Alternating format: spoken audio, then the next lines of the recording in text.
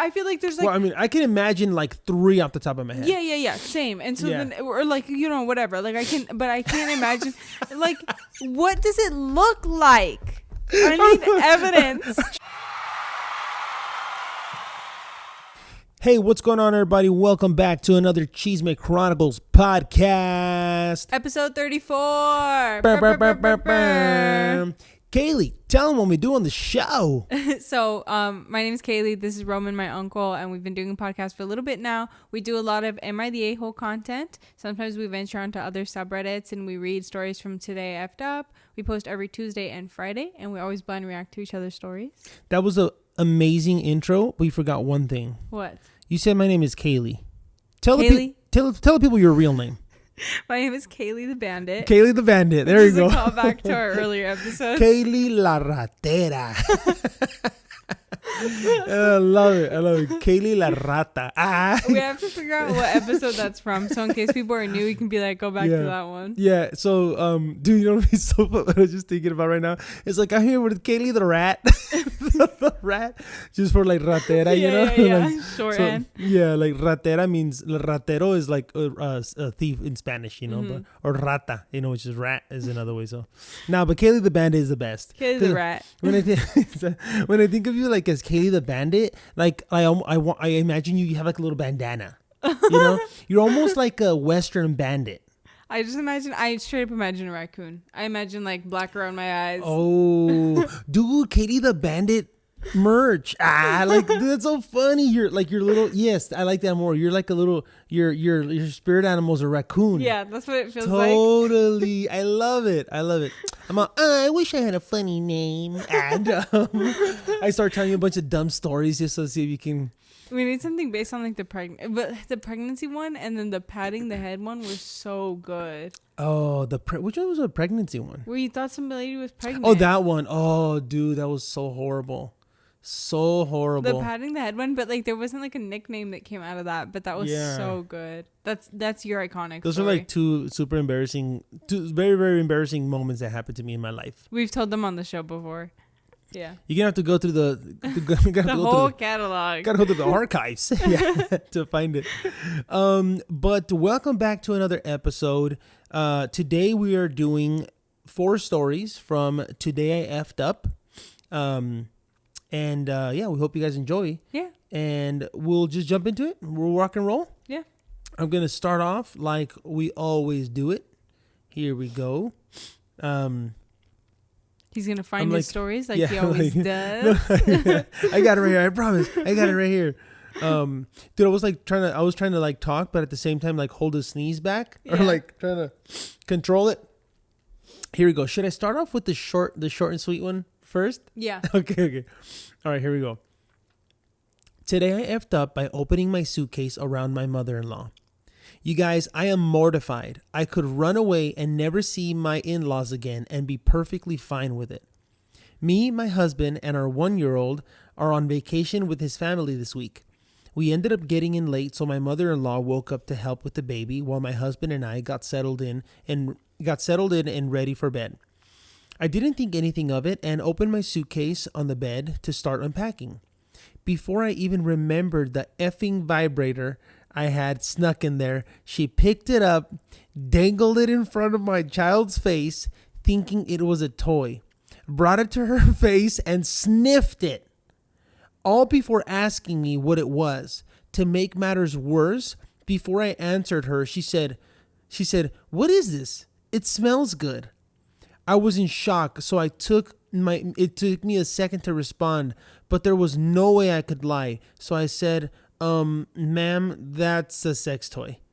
My husband can't stop laughing. I want to go drown in the ocean. His family is very open about sex, so I'm sure we'll laugh about this for a long time, but I am so embarrassed.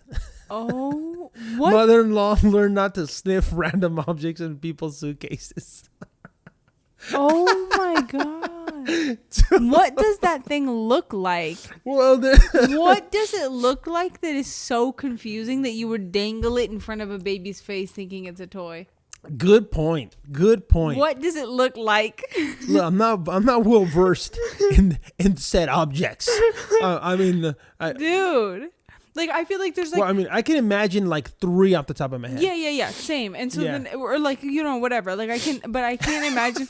Like, what does it look like? I need evidence. She like picks one. There's the one like that. They show it a lot in movies. It's the one with like the big power cord, like the power cord, yeah. and it has like it's like a handle, and it's got looks like a microphone. She's the mom picks it up. She's I thought she was gonna pick it up. She's all, never gonna give you. Oh my god, dude! Just starts singing into the thing, putting it in the baby. What does it look like? She's all, say your name to the baby. I don't know what that looks like, dude. That's driving me crazy. Especially if like we're very open about sex or whatever. She's never seen a vibrator before in her life. I can think of one that might look like that could potentially give a toy shape. Yes, but not okay. So I'm thinking of one also that might look like maybe like a toy or let's something. Say it has more, but not a dangling toy. It has more pieces. The other one has more pieces. Yeah. I think we're thinking of the same thing. For multiple areas. Yes. I think we're thinking of the same thing. Could be shaped like a giraffe-ish. But short legs. but I don't imagine that you would like that doesn't feel like something you dangle. But like maybe she was like, you know what I mean? More like the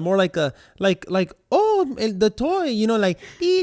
But they always have like, you know what I mean? Like those always have like a hard end, so it's like you can tell this is like a power, like something with power. You know what I mean? Like there's a button here. Yes. Like so, why do you think?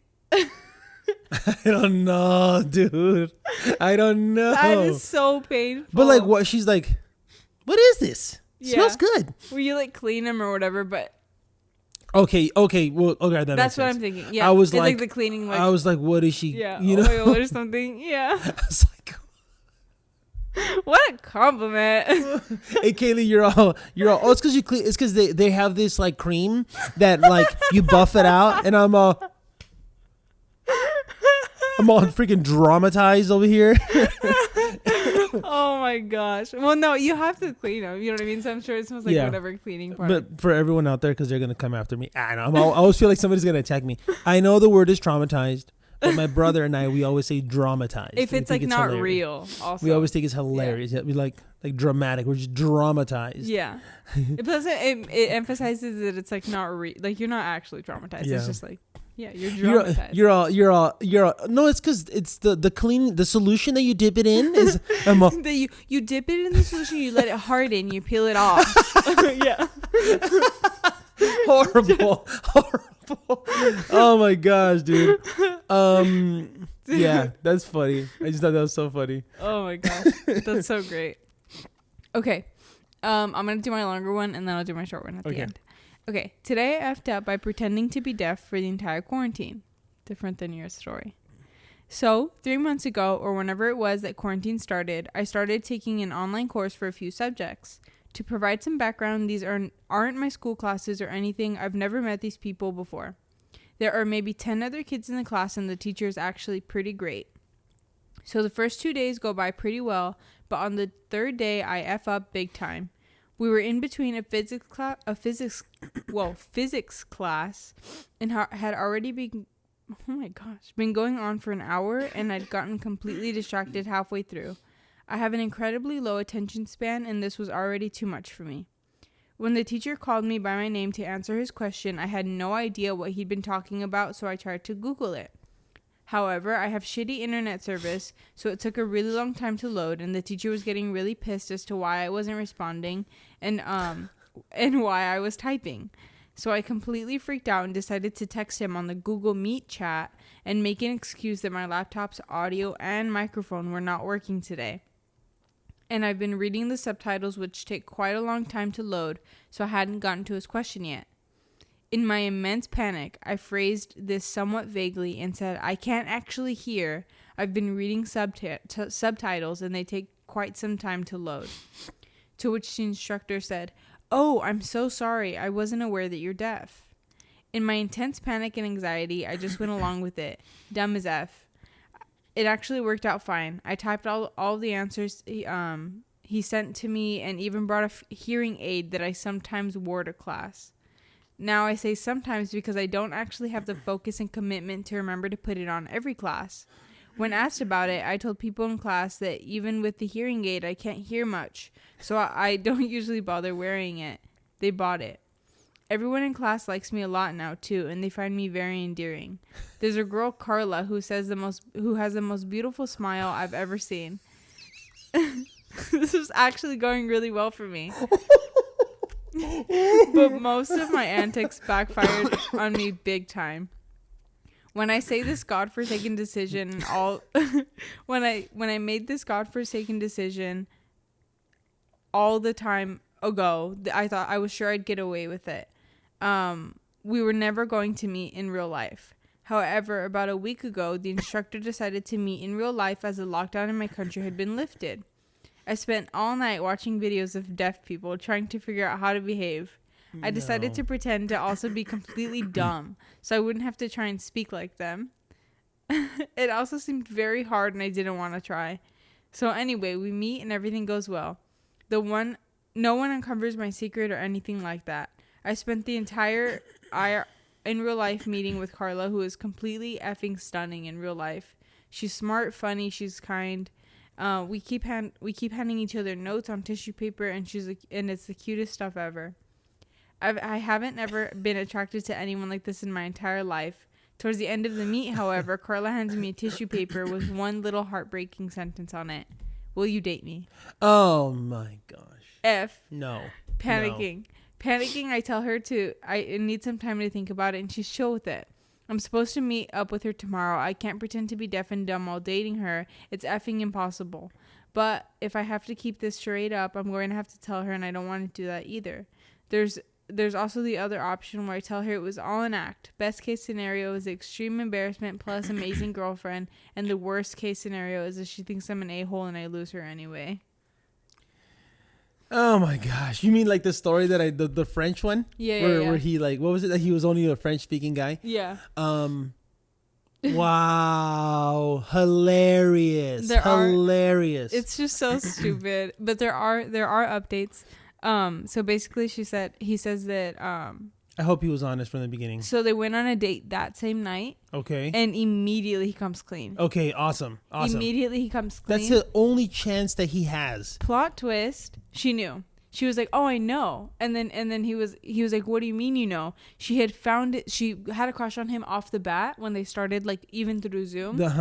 Because like whatever, they obviously see each other's faces. Looked him up or something. She looked up his Instagram, and he had like highlights or whatever of him like screaming at concerts and stuff. Oh, okay. And so then okay. she was okay. like, "I knew," like, yeah. Oh, that's awesome. Then Yeah. that's awesome because like then like their little like love story, and he's like it worked out, so she knew, and she just was going along with it.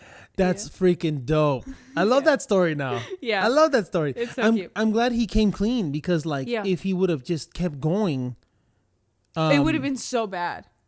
Also, she did know. So if he would have continued pretending, she would have been like, So that's what I'm saying. Yeah. So because since she knew, she's probably like, okay, well, he's gonna keep pretending because we're meeting all with the class, right? All together. So she knows like he's gonna have to keep up the little charade or whatever. The charade. Yeah. The charade up in front of everyone. But when we're alone, well, let's see what he says. Like and it's cool to see that he came clean right away. Yeah. Or she'd be like, okay, I already know. Yeah. It would have been even more embarrassing. I mean, first of all, a little bit, I don't know. I feel like I'm really glad he didn't try and speak like a deaf person. Dude, that's what I was going to say.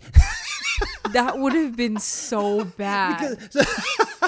That's what I was going to say, because when you said like, oh, I was looking at a bunch of videos or something like to how to act dumb. And I was like, wait, deaf. Oh, how to act deaf. And then he said that he also pretended. Dumb.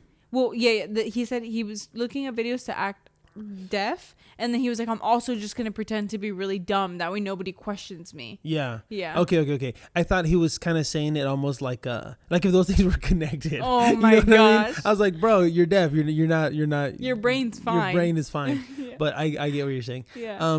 But yeah, like imagine if he was like out there I'm not even gonna act it out. I mean, because normally I try to like act out things. Just pretending like obviously like deaf people, if they can't hear anything, like their voices sound a little bit different. Yeah. You know what I mean? And just like trying to like sound deaf, get like a deaf accent, that would be which was criminal. Which I was trying to fight back right now because like I'm always a person that will act things out. Yeah. And I'm like, I'm not gonna act this out on video for the world to see, or our 391 subscribers.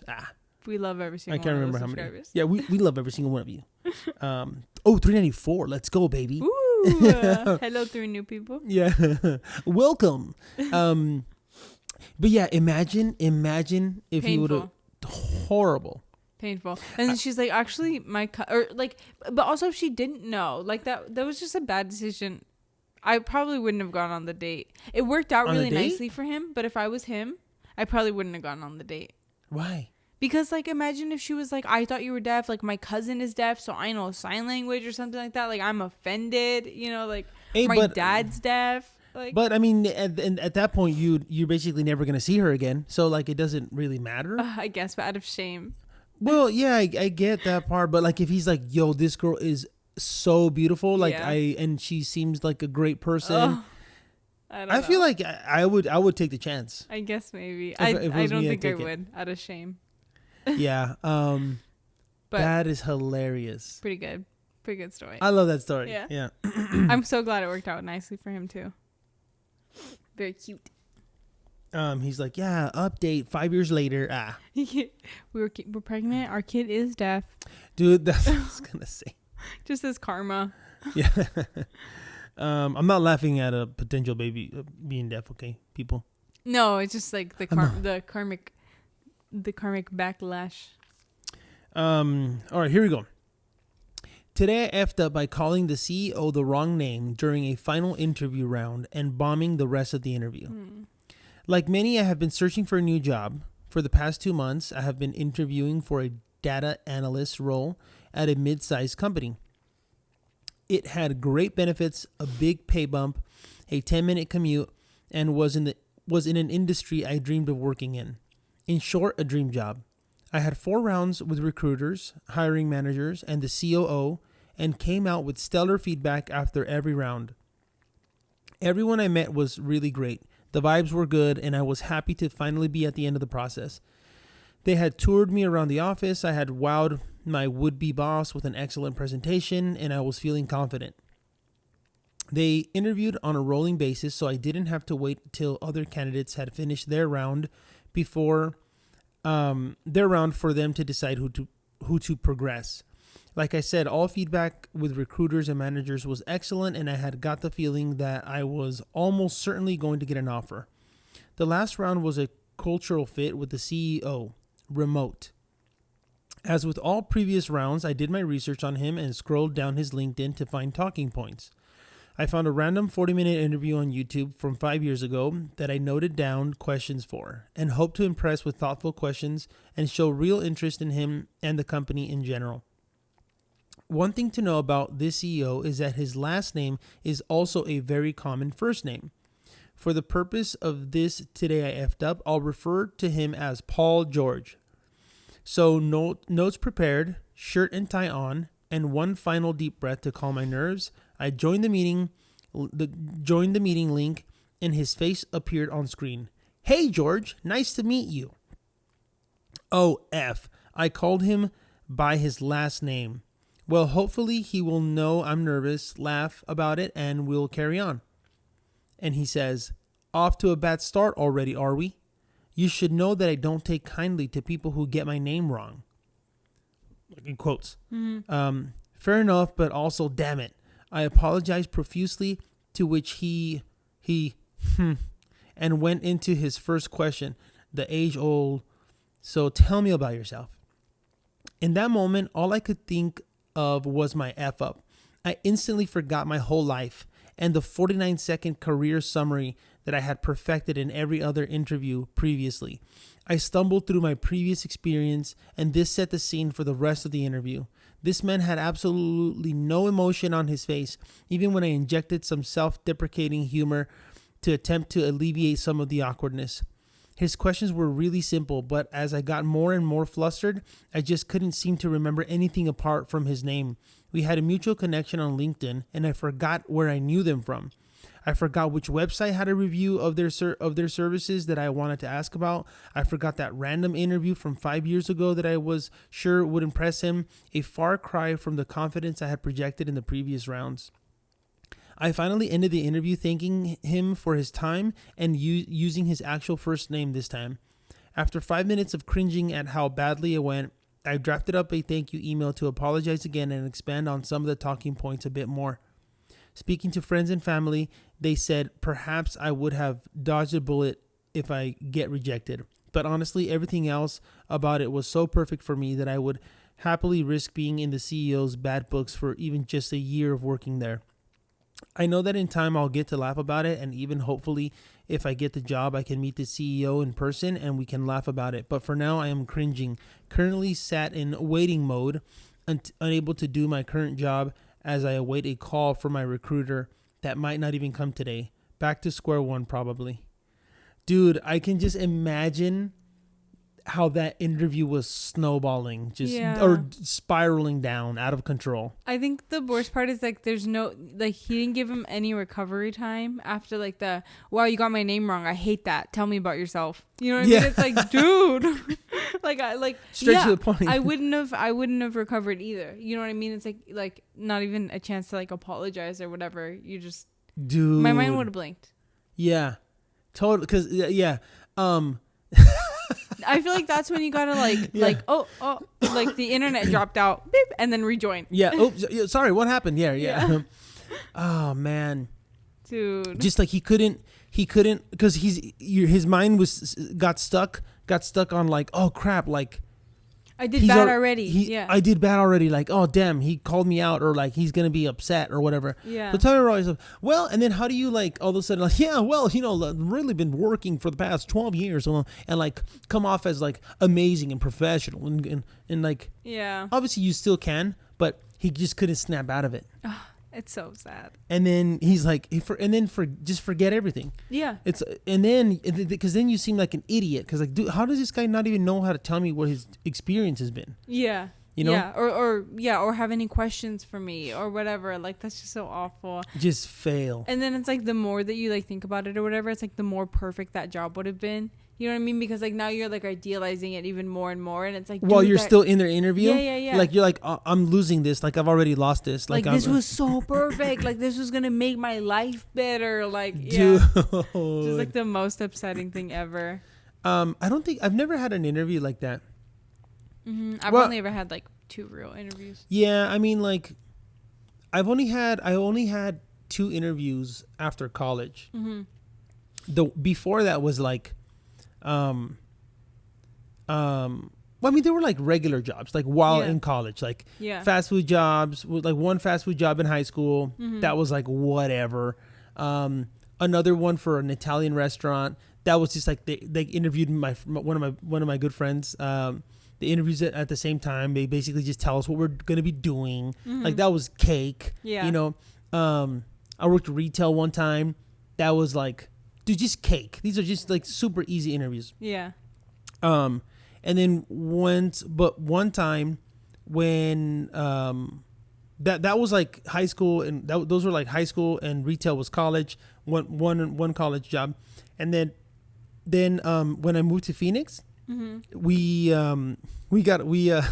a whole bunch of my friends, we got hired at this like telemarketing place that was for like to get leads for refinancing houses. Uh-huh. And I remember when I went to the office to like fill out the application or something, the lady's name, well, I'm not gonna say the lady's name, but it doesn't matter. The lady, she was like kind of like the office manager, and was like she would also do like the interviewing. Mm-hmm. Yeah, it was really mostly her. She's like the manager. I feel like. Yeah. She was like kind of like the office manager. Like she would like do like the interview or whatever. This like older lady, and I'll never forget. Like it wasn't like the interview was normal. The interview was like totally normal, but what was weird was when I got there, she was like, "Okay, cool, we're gonna go into this conference room," And she's like, do you have a pen? And then there, she had the little cups, because she was like at the receptionist kind of like desk. She had the little cups with the pens inside, you know? Mm-hmm. So when people fill something out, and she's like, do you have a pen? And I was like, and I can't remember exactly what I said, but I think I said, like, I think I grabbed a pen from there, and I was like, oh, I do now. Mm-hmm. Like, yeah. Because like there are pens there to take, you know? Yeah. And she goes, no one likes a smart ass. And I was like, okay, like, what are you talking? I didn't understand what she was talking about. Yeah. I don't know if she thought I was saying like obviously. Yeah. Like stealing a pen or something. I didn't understand. I was just like, oh yeah, I do now. Like, here. Yeah. Yeah, you were just like, oh, I found the solution to a problem. Exactly. Yeah, exactly. Yeah. Like, think on my feet. You know what I'm saying? I'm quick. Yeah. I'm quick with the problem solving. Yeah. And she was like, no one likes a smart ass. And I was like, okay. I would have, oh man. I'm so bad with like, I would have bombed it from there, or just like turned around and been like, okay, never mind, I don't want this job. Yeah, dude, I'm like that too. Like, if you like just offend me a tiny bit, like, I hate you, I don't want anything to do with this company. Yeah, I don't like, never want to see you again. Yeah, like, it's too sensitive. Yeah. Dude, no, yeah, me too. There's another time, so that was the only interview related, like awkward little moment. Yeah. After that, I had 2 interviews, one for one company, then I left that company, went to another one, and those were like awesome. Like they were like, oh yeah, we love you. Yeah. And I thought they were cool too. So, but the first job, like right when I graduated, and I went to go work at the firm in LA. Mm-hmm. I remember like my first day, right? I don't know if I told you this story. My first day, they bring you in, like, and they take you to every single person. Well, at least they did there. Like, hey, this is Roman. He's starting with it today. Boom, boom, boom. He's like, oh, this is Manny. This is Kiana. Dropping my homies. And so you meet every single person, right? Yeah. And then they finally take me to my desk. Like, my desk was like on the back, on the left side. And I remember the IT guy was sitting behind me. And so I'm just like, I'm like, hey, what's up, dude? Like, talking to him, and I was like, wait, what time do people like normally show up? Because I think I got there like around 8:30, 8:45. I got there a little early on day one, but then after that, everybody's rolling in at 9:10. After you're there, you kind of feel out the vibe. It was chill office. But anyway, I was like, what time do people get here, And he's like, well, most people are probably here around 8:30, between 8:30 and 9. He's like, some of them, a couple show up at 8.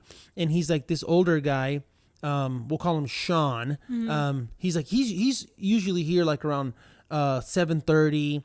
And then there was a guy, we'll call him Dan. Okay. He was the partner in that office. Yeah. Because the office was like they had New York office and the LA office, and that guy's name was Dan, and he was the partner for that office. Mm-hmm. I don't know this, right? And he's like, and him, but Dan, sometimes he's here really early. He's almost here, he's here almost like at 7 all the time. Yeah. And this guy was like with his head down. He was like working on some drawings.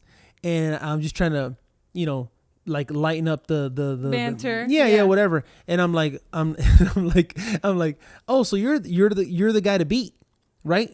Just like you're the guy to beat to the office, just a joke. Oh yeah. And he raises his head, like this guy had like no emotions. Yeah. He like raises his head and he's like, what? He's like, what? What was that? Like this like monotone. Yeah. And I was like, oh,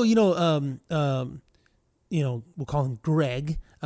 Greg, the IT guy. I was like, I was just asking him what time people normally show up and wondering. And he said, you're usually the first one here. You're here like at 7 a.m. So I just said, you're the guy to beat.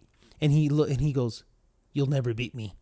And he looks down and he just goes back to work. And I was like, oh my God. And I was like, yeah, I was like, what the hell? Because like I'm so friendly. I'm always like joking and like all my friends in college and like it's just a good time. And and like now I'm in the workplace, with people that obviously you have people from all over. Like some hate their jobs. They've been there for 25 years and they hate their lives. Yeah. They woke up and they got ready and they commuted an hour and a half and they already hate their entire day. Yeah. So like I'm not used to like that. I'm used to everybody being chill in college and everybody just walked to class this morning or whatever. Like so people are in there like hating their lives and and then he's like, you'll never beat me. And I was like, damn. And then like that day I learned that he's the partner. And then I was like panicking. I was like, the partner hates me. I'm already on his bad side. And then I realized that he was kind of like a kind of quirky, weird dude. And I got over it. But dude, I wouldn't have wanted to beat him because if he's the second person there, he's going to murder me. Oh yeah. Yeah. The other guy was like, I can't remember what I said. His name was Stan or something. You've changed it every single time. Yeah, the other guy was there like at 7:30 every single day. Oh, that's what He was like 75 though, going strong. Hell yeah, love that. Bikes and to he had work like a sick ass Jaguar, like a badass Jaguar and stuff, and like the crazy. Yeah, that guy was living it up. Okay, last story. Hit it. All right, it's a short story. Today I effed up by being called out for being a racist by my daughter. I, 37 male, was at the park with my kids yesterday, and I tell my youngest, 2, female, how impressed I am with how fast her climbing skills are getting. I tell her she's almost as fast as her older sister. My oldest daughter, 6, female, is unimpressed, and I'm not complimenting her, so she jumps down from the climbing frame to talk to me. Dad, you've got to stop saying racist things all the time, she says to me loud enough for the other parents in my immediate vicinity to hear. I gulp and look around, feeling awkward. The stares of judgment from the other parents bearing down on me. What do you mean, honey? What have I ever said to you that was racist? And then the daughter replies, you always turn everything into a race, and I don't like it. Oh. Bless her innocent little heart. Oh my gosh. Yeah.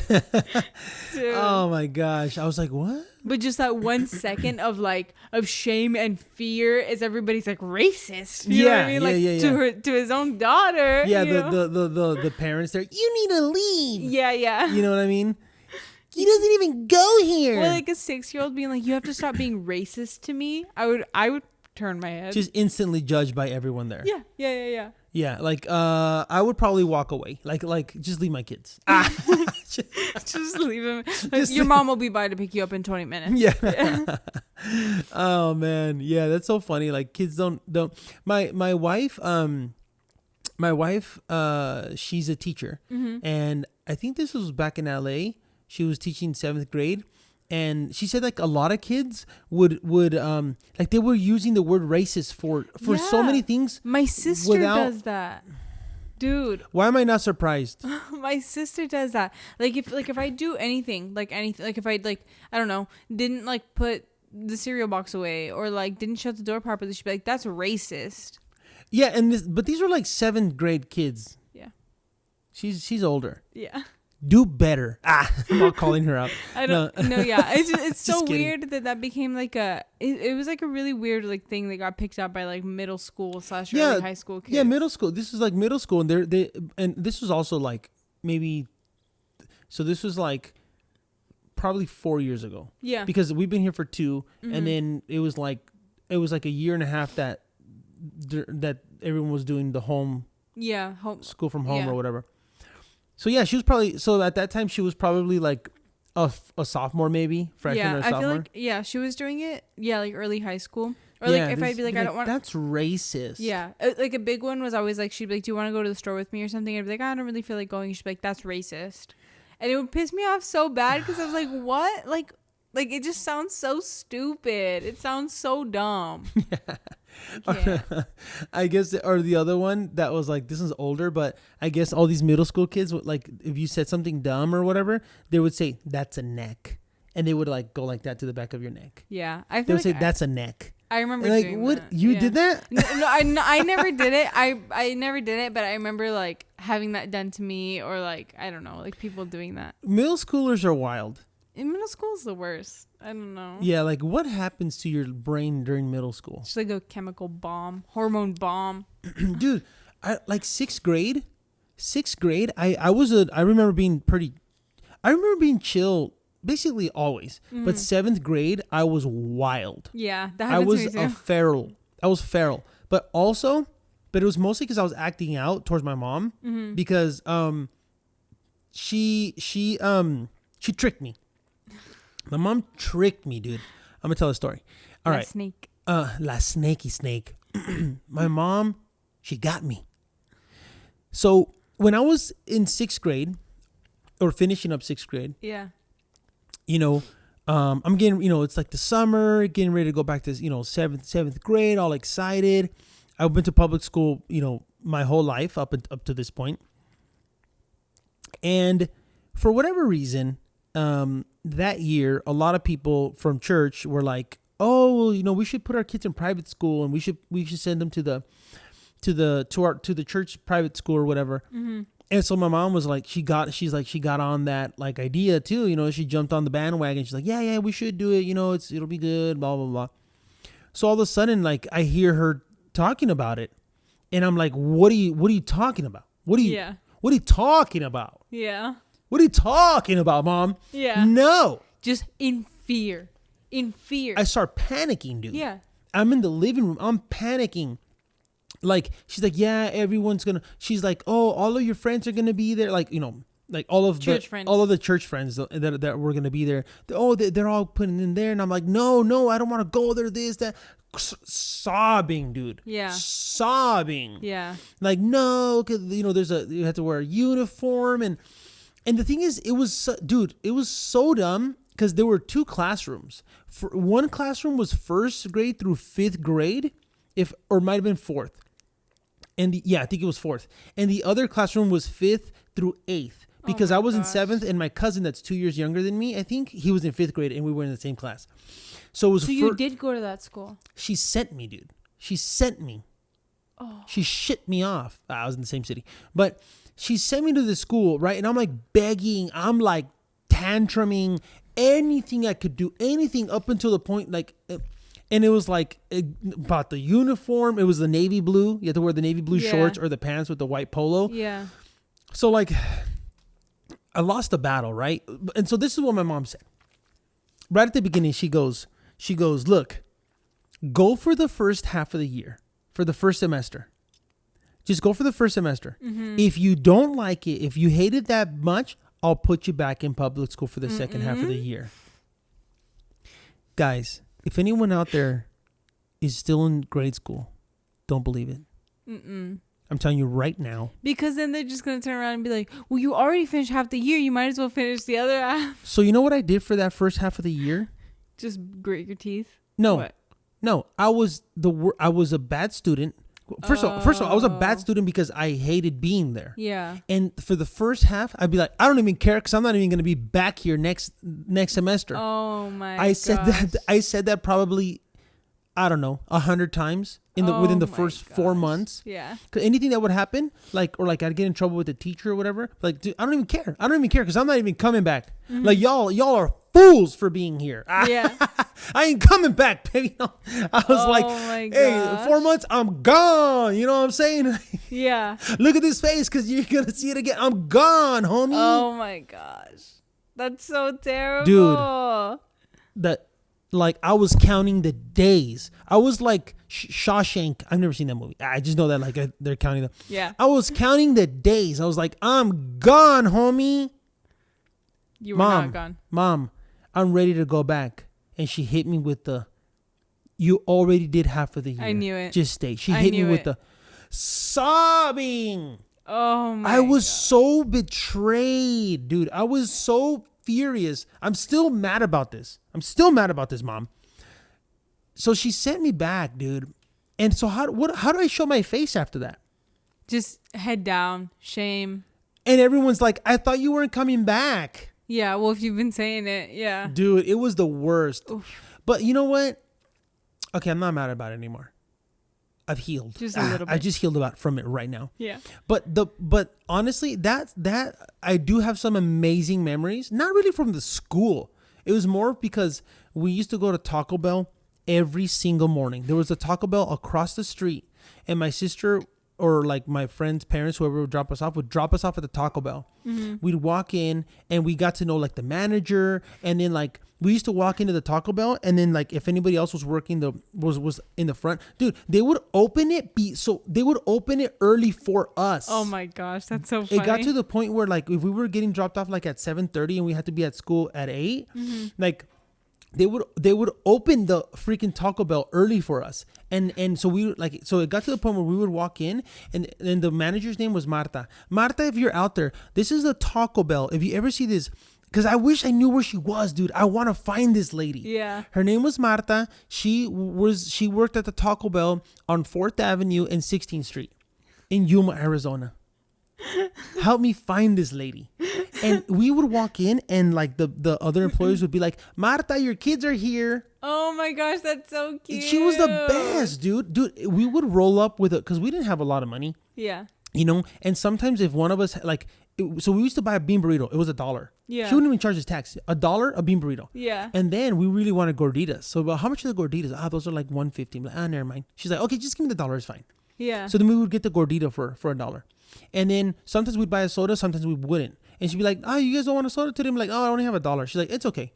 Dude, it got to the point where we would roll up $1. We'd get a gordita, we'd get a soda, and we'd get a choco taco.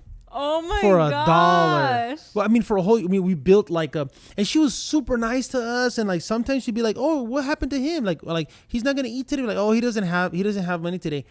It's okay. Boom. Gordita, soda, choco taco. It was like one of the best memories that I have growing up. So, I guess because of those memories that I have with my friend and my cousin and myself, us three going to that Taco Bell every freaking day, or like at least minimum 3 times a week. It was basically almost every single day, dude. Yeah. And we hang out at the Taco Bell, and the Taco Bell had a TV in the corner. And like it was playing like MTV or whatever, so we'd be like listening to music. I remember Cher, if you believe in love and the love, I can feel something inside me. Oh my gosh. It's strong enough. I'm not strong enough. Totally worth it then. It was awesome, dude. Totally it was awesome. worth it.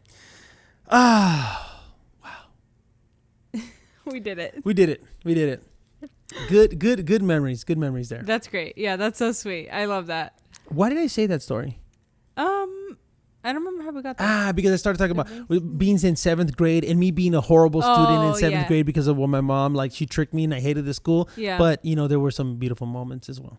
Yeah. But anyway, a shorter episode today, but we still hope you guys enjoyed it, like always. Good little stories. Some nice little short ones. But it worked out. I'm not strong enough, no. We'll see you guys on the next episode. Peace.